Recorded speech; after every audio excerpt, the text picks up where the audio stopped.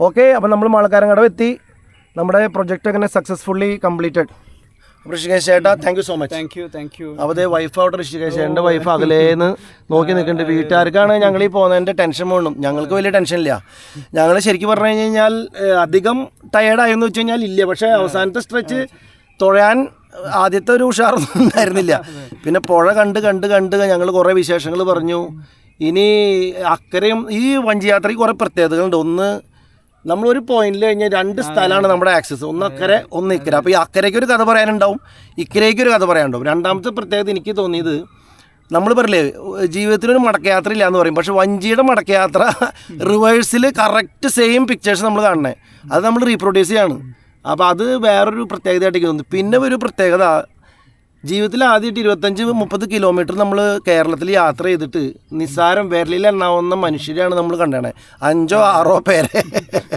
അപ്പോൾ ഇത്രയും ഡെൻസിറ്റി ഉള്ള സ്ഥലത്ത് നമ്മളിപ്പോഴാന്ന് പറഞ്ഞാൽ ഞങ്ങൾക്ക് 2 പേർക്കും തീരെഴുതി തന്ന പോലെയാണ്. നിങ്ങൾ എൻജോയ് ചെയ്തോളാം പറഞ്ഞ് 2 ദിവസം ഇത്ര ഏരിയ ഞങ്ങൾക്ക് കിട്ടി.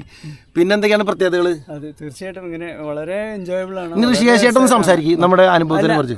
വളരെ രസകരമായിട്ടുള്ള 2 സൈഡിലുള്ള നിരവധി പൂക്കള്, പക്ഷികള്, അങ്ങനെയുള്ള ജൈവ വൈവിധ്യം ഉണ്ടല്ലോ, വളരെ മനോഹരമാണ്. പിന്നെ എന്ത് മൂഴിക്കുളം തിരഞ്ഞെടുക്കാനായിട്ടൊരു താല്പര്യം തോന്നിയത്? മൂഴിക്കുളത്തിന്റെ ഒരു ഹിസ്റ്ററി ഒക്കെ അല്ല, നമുക്ക് ഒരു ദിവസം കൊണ്ട് എത്താവുന്ന ഇത് എന്നുള്ള ഇതാണ്, അത്രേ ഉള്ളൂ. പിന്നെ അവിടെ താമസിക്കാനുള്ള ഒരു സൗകര്യവും നമുക്ക് പറ്റുമെങ്കിൽ അറ്റം വരെ പോവാം. ശരിക്കും നമ്മുടെ ടാർഗറ്റ് നമുക്ക് അടുത്ത തവണ പ്രതികാരം ചെയ്യാൻ നമുക്ക് കണക്കൻ. ഞങ്ങൾ ശരിക്കേ ആദ്യത്തെ പ്ലാൻ മൂഴിക്കുളം ശാലയായിരുന്നു. പിന്നെ ഞാൻ ഋഷികേശനോട് പറഞ്ഞു, നമുക്ക് തടയണ ടു തടയണ, ഫുട്ബോളിൽ ബോക്സ് ടു ബോക്സ് എന്ന് പറയുന്ന പോലെ തടയണ ടു തടയണ പ്രൊജക്റ്റ് ആക്കാന്ന് പറഞ്ഞു. അപ്പോൾ ഇവിടുത്തെ കൂടപ്പുഴ തടയണ അങ്ങേറ്റത്ത് ഇപ്പോൾ കാണാൻ വലിയ പാലം കഴിഞ്ഞിട്ട് അവിടുത്തെ തടയണ ലാസ്റ്റ് കണക്കൻകടവാണ്. അപ്പോൾ അങ്ങനെയാണ് ഞങ്ങൾ ആ പ്ലാൻ ഇട്ടത്. പക്ഷേ ഞങ്ങൾക്ക് വാശിയും അങ്ങനെയൊന്നും ഇല്ല. ഞങ്ങൾ കുറച്ച് കഴിഞ്ഞപ്പോൾ മനസ്സിലായി രാത്രി തിരിച്ചു വന്ന ഭക്ഷണം കിട്ടില്ല എന്ന്. അപ്പോൾ ഭക്ഷണം ഇല്ലാതെ നമ്മൾ ടാർഗറ്റ് അച്ചീവ് ചെയ്ത് വശക്കേടായി. പിന്നെ പിറ്റേ ദിവസത്തെ ട്രിപ്പും കുളവും. അത് കാരണം കൊണ്ട് നമുക്ക് ഓൾമോസ്റ്റ് അടുത്തെത്തി.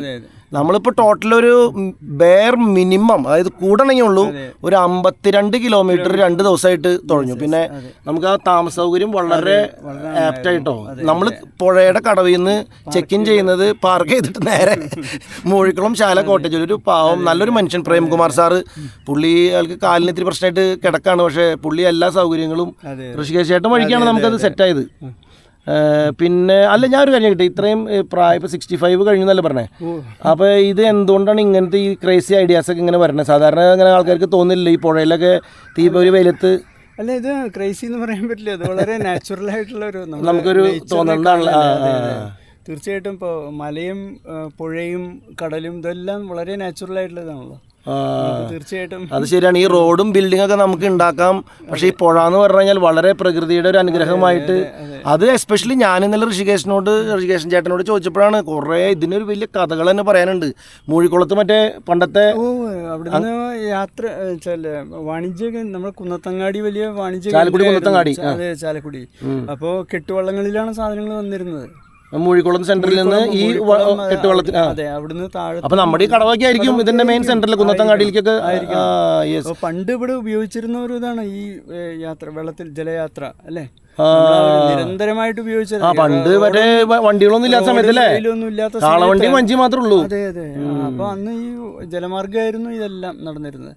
ഇന്നിപ്പോ പിന്നെ നമ്മുടെ യാത്രയിലേ നമുക്ക് കിട്ടിയ വേറൊരു സന്തോഷം, ഞാൻ ആദ്യമായിട്ടാണ് കേൾക്കുന്നത്. ഈ ഋഷികേശ് ചേട്ടൻ പറഞ്ഞു ഓക്സ്ബോ തടാകം കാണാൻ പോകുന്നു. ഞാൻ വിചാരിച്ചു ഇങ്ങനെ ഒരു തടാകം. പക്ഷേ ഈ വൈന്തല കാടുകുറ്റി സൈഡിൽ നിന്ന് ഏത് കൊച്ചുകുട്ടിയോടും ഓക്സ്ബോ തടാകം മോനെ എവിടെയാന്ന് ചോദിച്ചു കഴിഞ്ഞാൽ, അല്ല ആദ്യം ഞങ്ങൾ 2-3 പേരോട് ചോദിച്ചല്ലോ, അവർക്കൊക്കെ അറിയാതെ സംഭവം. അപ്പോൾ അതിനെപ്പറ്റി 2 വാക്ക്. ഓക്സ്ബോ തടാകം വളരെ ഇതാണ്. അതായത് ഇത് സൗത്ത് ഇന്ത്യയിലെ ചാലക്കുടിപ്പുഴയിൽ മാത്രമേ ഉള്ളൂ എന്നാണ് പറയുന്നത്. അത് പുഴ വഴിതിരിഞ്ഞു പോയിട്ട് ഉണ്ടായിട്ടുള്ള ഒരു തടാകമാണ് ഓക്സ്ബോ തടാകം. അപ്പോൾ വേറെ ഒരു പുഴകളും അങ്ങനെ വഴിതിരിഞ്ഞ് പോയിട്ടില്ല. അത് ഇങ്ങനെ ഏതൊരു കുന്നോ തടസ്സം വന്നു കഴിഞ്ഞാൽ പുഴ റൗണ്ട് ചെയ്യും, എന്നിട്ട് ഇതിനെ ബൈപ്പാസ് ചെയ്തിട്ട് വേറെ റൂട്ട് ഉണ്ടാവും. അവിടെ ഒരു പുഴ പോലെ ഫോം ചെയ്യും, തടാകം പോലെ. അങ്ങനെ ഉണ്ടായിട്ടുള്ളതാണ് ഈ വൈന്തല ഭാഗത്തുള്ള ഈ ഓക്സ്ബോ തടാകം. ഒരു വലിയ പ്രത്യേകതയാണ്. ഈ നമ്മൾ ഗൂഗിളിലൊക്കെ സെർച്ച് ചെയ്ത് കഴിഞ്ഞാൽ കുറേ അതിനെപ്പറ്റി അറിയാലേ. അതെ തീർച്ചയായിട്ടും. ഈ 2-3 പ്രത്യേകതകൾ ചാലക്കുടി പുഴയ്ക്കുണ്ട്. ഒന്ന്, ജൈവ വൈവിധ്യം ഏറ്റവും കൂടുതലുള്ളത് ചാലക്കുടി പുഴയിലാണ്. 2, ഈ ഓക്സ്ബോ തടാകം. പിന്നെ ക്ലീൻലിനെസ്സിലും ഒട്ടും മോശമല്ല മറ്റു പുഴകളെ യെസ് നമ്മളിപ്പോൾ ഇത്രയും യാത്ര ചെയ്തിട്ട് അധികം ഒരു മാലിന്യങ്ങൾ നമുക്ക് കാണാൻ പറ്റില്ല അല്ലേ? അതും വളരെ പല ഭാഗങ്ങളിലും വളരെ ക്ലീൻ ആയിട്ടുള്ള വാട്ടറുണ്ട്, ചില ഭാഗങ്ങളിലൊക്കെ നമ്മൾ. അപ്പോൾ ഇങ്ങനെ പല പ്രത്യേകതകളുള്ള ഒരു പുഴയാണ് ഈ ചാലക്കുടി പുഴ. അപ്പോൾ ആ പുഴയാണ് നമ്മൾ നമ്മുടെ യാത്രയ്ക്ക് തിരഞ്ഞെടുത്തതെന്ന് പറയുമ്പോൾ തന്നെ അതിൽ ഒരു പ്രത്യേകതയുണ്ട്. പിന്നെ നമുക്ക് കുറേ അമ്പലങ്ങൾ, പുഴയുടെ തീരത്ത് എത്ര അമ്പലങ്ങളല്ലേ, ഒരുപാട് കടവുകൾ. നമ്മൾ ഇവിടുന്ന് സ്റ്റാർട്ട് ചെയ്തപ്പോൾ തന്നെ ഫസ്റ്റ് ശ്രീ കൃഷ്ണന്റെ അമ്പലം, നമ്മുടെ പിന്നെ അത് കഴിഞ്ഞ കണ്ണമ്പുഴ, നിരവധി ടെമ്പിളുകളുണ്ട്. അതുപോലെ പടവുകൾ, പഴയ കൽപ്പടകൾ ഒക്കെ. വലിയ ചരിത്രം ഉറങ്ങുന്ന ഒരു സ്ഥലമാണ് ഈ ചാലക്കുടി പുഴയുടെ തീരം. 2 തീരവും ശരിക്കും പറഞ്ഞു കഴിഞ്ഞാൽ നമ്മളതിന് കാണുക എന്നുള്ളത് തന്നെ, അതിന് കാണുക എന്നുള്ളത് ഏറ്റവും വലിയൊരു കാര്യമാണ്. വളരെ രസകരമായിരുന്നു കേട്ടോ. എന്താ പറയലേ, അതായത് നമ്മൾ ആൾക്കാരോട് പറയണം 52 കിലോമീറ്റർ 60 കിലോമീറ്റർ ആൾക്കാർ ഇവർക്ക് തലയ്ക്ക് വല്ല അസുഖം ഉണ്ടെന്ന്. പക്ഷേ ഇത് ശരിക്കും പറഞ്ഞു കഴിഞ്ഞാൽ എനിക്ക് സത്യം പറഞ്ഞാൽ മതിയായിട്ടില്ല എന്ന് പറയാം. വെറുതെ ഇങ്ങനെ തുഴഞ്ഞ് ശരിക്കും പറഞ്ഞാൽ നമ്മൾക്ക് ഒരു റിജുവിനേറ്റ് ചെയ്യാണ് ചെയ്യുന്നത്. നമുക്ക് പോയി മൈൻഡ് ഒന്നുകൂടെ നമുക്ക് തീർച്ചയായിട്ടും ഫിസിക്കലായിട്ടുള്ള ചെറിയ ഫറ്റീഗ് ഉണ്ടാവും, അത് ഏത് ഇതിലുണ്ടാവും. പക്ഷേ ഏറ്റവും നമുക്ക് മെന്റലി വളരെയധികം അല്ല, അത് സീരിയസ്ലി. കാരണം നമ്മളിപ്പോൾ ഇത്ര വരെ വന്നിട്ട് എനിക്ക് ഒന്നും മുങ്ങി കുളിച്ചു കഴിഞ്ഞാൽ നമ്മൾ വീണ്ടും ഡബിൾ പവർ പോലെ.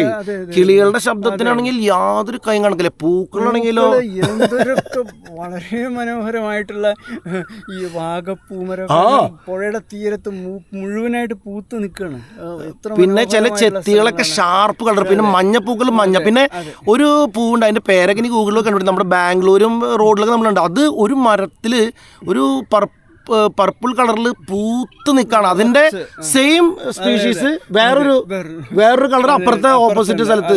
ഇതൊക്കെ കാണാനായിട്ട് ശരിക്കും പുഴയിൽ കൂടെ പോകണം. നമ്മൾ പുറത്ത് കരയിൽ കാണില്ല, പക്ഷെ ആ വീട്ടുകാരോ അവർ പോലും കാണുന്നുണ്ടാവില്ല. ഇത് പുഴയിലേക്ക് തിരിഞ്ഞുകൊണ്ടാണ് ഈ മരങ്ങളെല്ലാം പൂത്ത് വിടർന്ന് നിൽക്കുന്നത്. പിന്നെ നമ്മൾ യാത്ര ചെയ്യുമ്പോൾ ഈ ഗ്രീൻ വെജിറ്റേഷൻ അപ്പുറത്തും ഇപ്പുറത്തും നമ്മളിങ്ങനെ ഒരു കർട്ടൺ ഇട്ടിട്ട് നമ്മളിങ്ങനെ സ്വീകരിക്കാൻ നിൽക്കണ പോലെ ഒരു 10 തരത്തിലുള്ള പച്ച നിറങ്ങൾ അതിൽ കാണാം.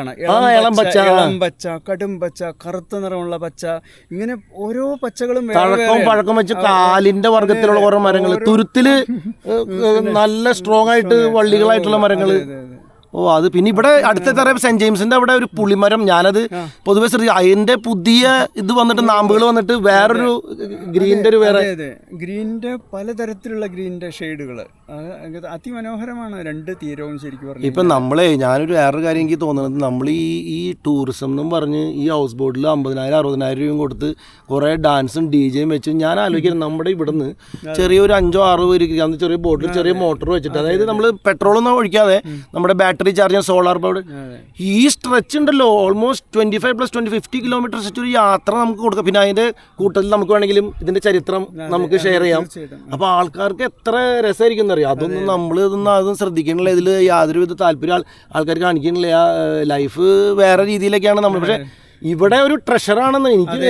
ചരിത്രം ഉറങ്ങുന്ന 2 തീരങ്ങളും അതിമനോഹരമായ നാച്ചുറലായിട്ടുള്ള വെജിറ്റേഷൻ, പൂക്കള്, ചെടികള്, പക്ഷികൾ, പക്ഷികളുണ്ട്. എത്ര തരം പക്ഷികൾ നമ്മൾ കൊക്കിന് കണ്ടില്ലേ? പലതരത്തിലുള്ള കൊക്കുകൾ. പിന്നെ ഞാൻ ഒരു ചുണ്ട് നീണ്ടൊരു കൊക്കിന് ഞാൻ സാധാരണ ഇതിന് ഫോട്ടോസ് എടുക്കാൻ നോക്കുമ്പോൾ എനിക്ക് പലപ്പോഴും സക്സസ്ഫുൾ, പക്ഷെ 1-2 തവണ കിട്ടും. പക്ഷെ ഇത്തവണ നമ്മൾ ക്യാമറയൊന്നും ഇല്ലാണ്ട് വെറുതെ വഞ്ചിയിൽ തുഴഞ്ഞ് ഇതിൻ്റെ അടുത്തുകൂടെ പോയിട്ട് നമ്മൾ ഇതിനെ ശ്രദ്ധിക്കാണ്ട് ഇത് അവിടെ ഇരിക്കുകയാണ്. നമ്മളെ പേടിയൊന്നുമില്ല, പറന്നു പോകുന്നില്ല, അവിടെ ഇരിക്കുകയാണ്. അപ്പോൾ അതിനും അറിയാം യാത്രക്കാരിങ്ങനെ പോകുന്നു, നമുക്ക് ത്രെട്ടല്ല, നമ്മളതിനെ അറ്റാക്ക് ചെയ്യാൻ പോകുന്നില്ല. അപ്പോൾ എല്ലാം ഒരു എക്കോസിസ്റ്റത്തിൻ്റെ ഭാഗമായിട്ട് മാറിയിരിക്കുകയാണ്. പിന്നെ തെങ്ങുകളും മരങ്ങൾക്ക് മഹാഗണി, അത് മറ്റേ തേക്ക്, അത് പിന്നെ വള്ളിച്ചെടികൾ വേറെ കാണും. ഇവിടെ കണ്ടില്ല, ഇവിടെ തന്നെ നോക്കിയാൽ വെറുതെ ഇങ്ങനെ പടർന്ന് ഇതാണ്. പിന്നെ എനിക്ക് ഋഷികേശ് ചേട്ടൻ ഇത് നമ്മൾ ഡയലോഗ് അടിയും നമ്മുടെ actually you do what you like to do. Rishikesh ചേട്ടൻ്റെ വീട് അവിടെ അപ്പുറത്ത് ഞാനിപ്പോൾ കാണാൻ പറ്റില്ല.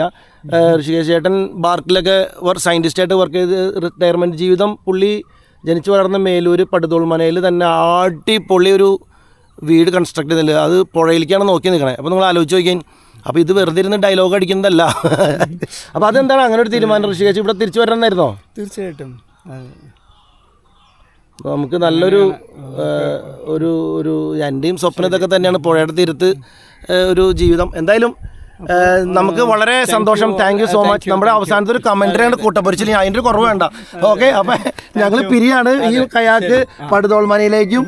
എൻ്റെ ഈ വഞ്ചി ഇതേ വീട്ടിൽ നിന്ന് അമ്മച്ചായിരിക്കും, അമ്മച്ചാണ് ഇതിൽ വേറെ ഇമ്പാക്റ്റഡ് ആൾ നമ്മുടെ ട്രിപ്പുകാരനുണ്ട്. അപ്പോൾ ശരി, ബൈ ബൈ. ഓക്കെ, ശരി, ബൈ ബൈ.